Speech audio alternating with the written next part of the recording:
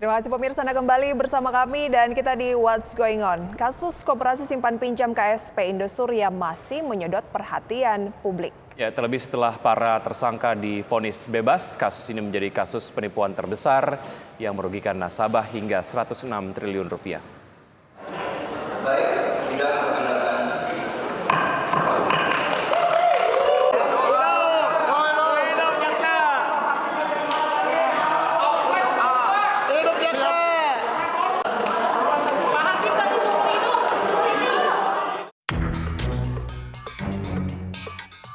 Terdakwa kasus dugaan penipuan dan penggelapan dana Koperasi Simpan Pinjam atau KSP Indosuria, Henry Surya divonis bebas atas segala dakwaan.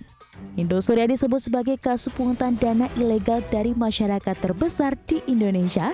Total dana yang dikumpulkan ditaksir mencapai 106 triliun rupiah. Bahkan ini menjadi perhatian dan membuat geram sejumlah pihak, tidak hanya para korban yang merasa dirugikan.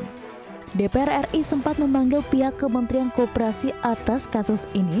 Dari sini terungkap ternyata KSP Indosuria telah gagal bayar hingga masuk dalam proses penundaan kewajiban pembayaran utang atau PKPU.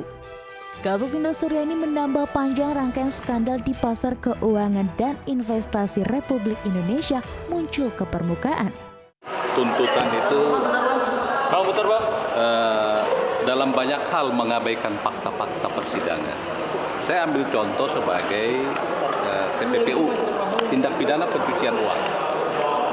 Tindak pidana pencucian uang itu harus memenuhi postur. Ada layeringnya, ada placementnya, ada layeringnya, ada integritasnya.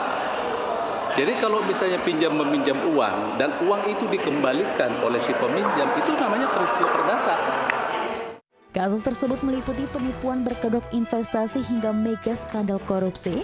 4 yang paling besar bahkan terjadi dalam 5 tahun terakhir. Tidak main-main, total kerugian negara dari keempat kasus tersebut nilainya menyentuh ratusan triliun rupiah. Kerugian tersebut dirasakan oleh beragam pihak mulai dari negara hingga masyarakat umum.